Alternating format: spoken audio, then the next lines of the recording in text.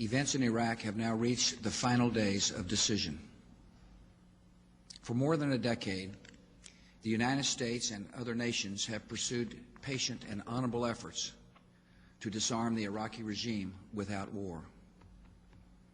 That regime pledged to reveal and destroy all its weapons of mass destruction as a condition for ending the Persian Gulf War in 1991. Since then, the world has engaged in 12 years of diplomacy. We have passed more than a dozen resolutions in the United Nations Security Council. We have sent hundreds of weapons inspectors to oversee the disarmament of Iraq. Our good faith has not been returned. The Iraqi regime has used diplomacy as a ploy to gain time and advantage. It has uniformly defied Security Council resolutions demanding full disarmament. Over the years, UN weapon inspectors have been threatened by Iraqi officials, electronically bugged, and systematically deceived. Peaceful efforts to disarm the Iraqi regime have failed again and again because we are not dealing with peaceful men. Intelligence gathered by this and other governments leaves no doubt that the Iraqi regime continues to possess and conceal some of the most lethal weapons ever devised.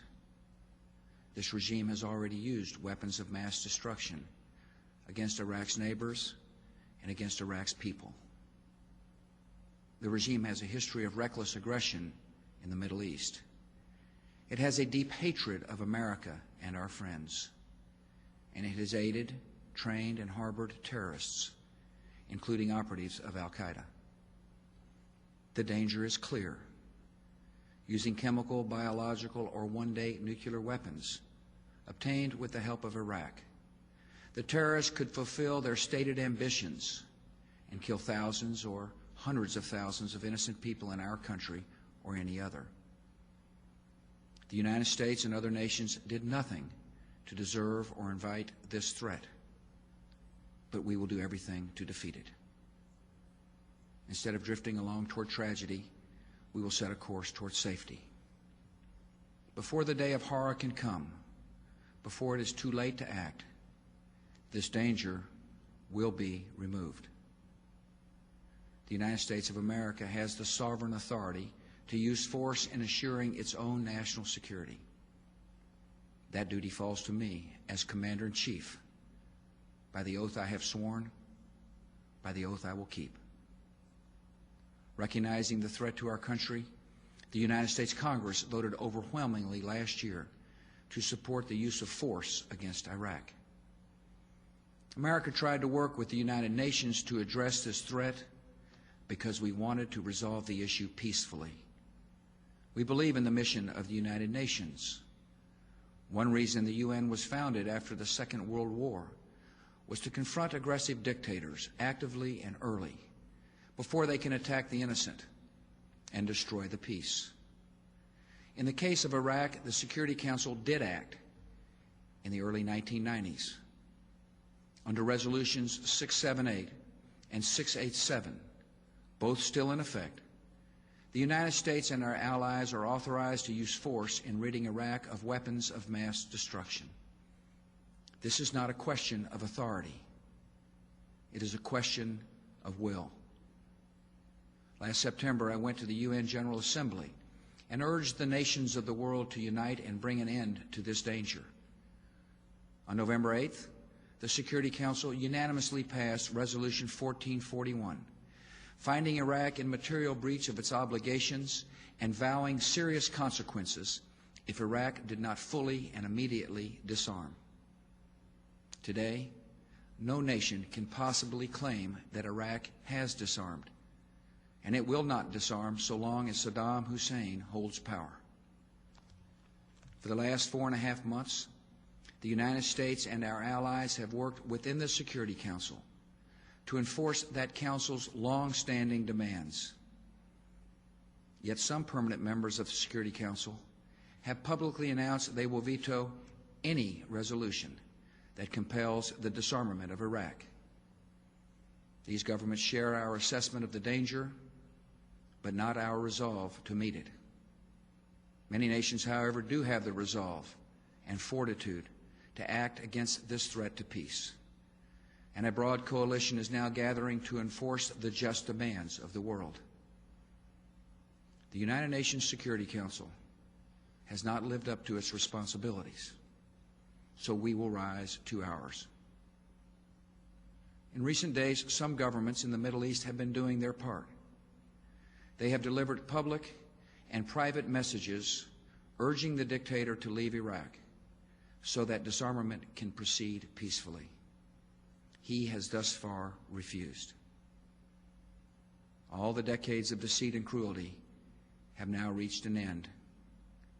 Saddam Hussein and his sons must leave Iraq within 48 hours.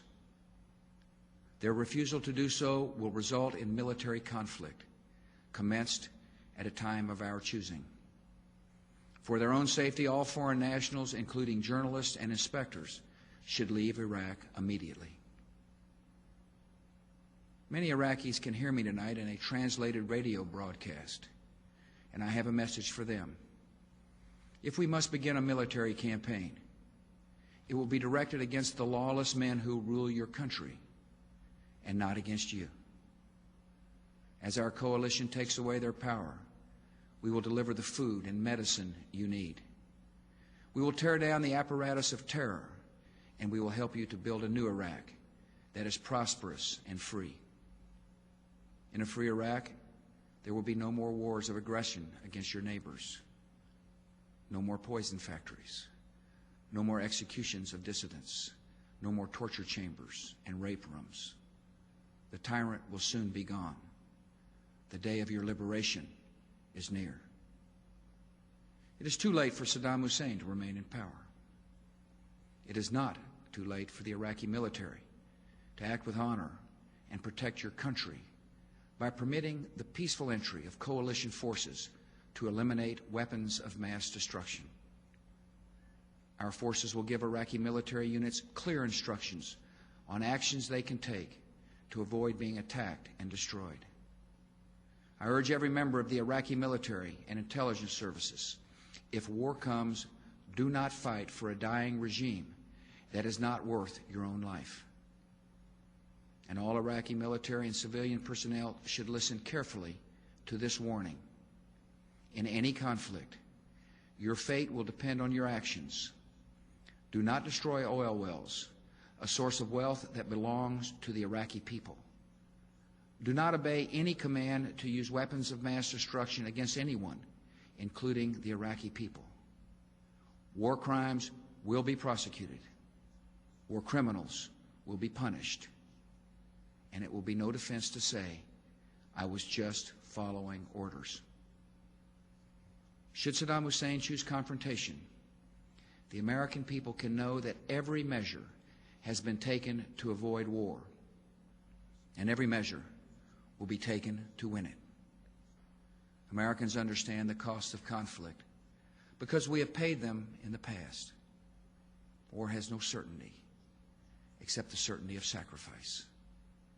Yet the only way to reduce the harm and duration of war is to apply the full force and might of our military, and we are prepared to do so. If Saddam Hussein attempts to cling to power, he will remain a deadly foe until the end. In desperation, he and terrorist groups might try to conduct terrorist operations against the American people and our friends. These attacks are not inevitable. They are, however, possible. And this very fact underscores the reason we cannot live under the threat of blackmail. The terrorist threat to America and the world will be diminished the moment that Saddam Hussein is disarmed.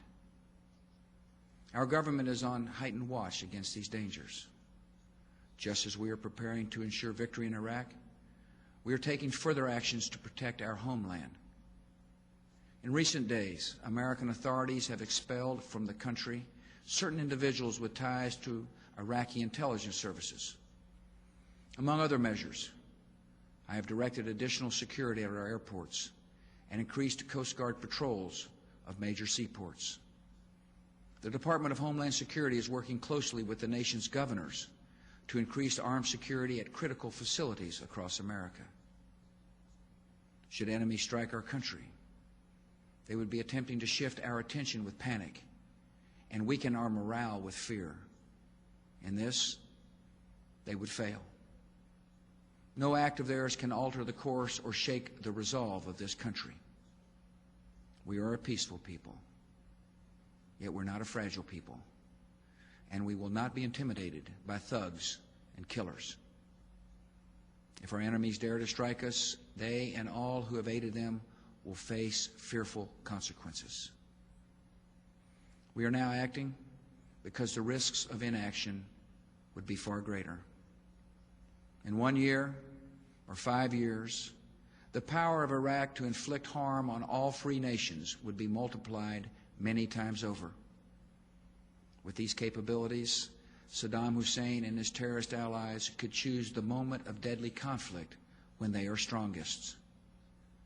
We choose to meet that threat now, where it arises, before it can appear suddenly in our skies and cities. The cause of peace requires all free nations to recognize new and undeniable realities. In the 20th century, some chose to appease murderous dictators whose threats were allowed to grow into genocide and global war. In this century, when evil men plot chemical, biological, and nuclear terror, a policy of appeasement could bring destruction of a kind never before seen on this earth. Terrorists and terrorist states do not reveal these threats with fair notice in formal declarations.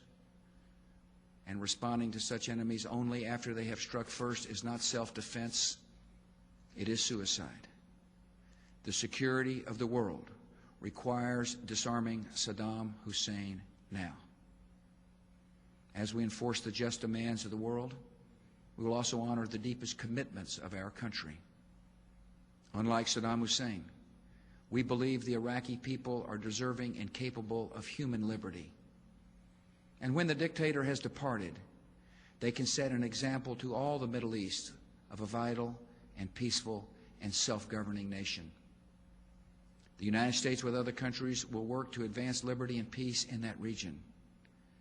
Our goal will not be achieved overnight, but it can come over time. The power and appeal of human liberty is felt in every life and every land. And the greatest power of freedom is to overcome hatred and violence and turn the creative gifts of men and women to the pursuits of peace. That is the future we choose. Free nations have a duty to defend our people by uniting against the violent. And tonight, as we have done before, America and our allies accept that responsibility.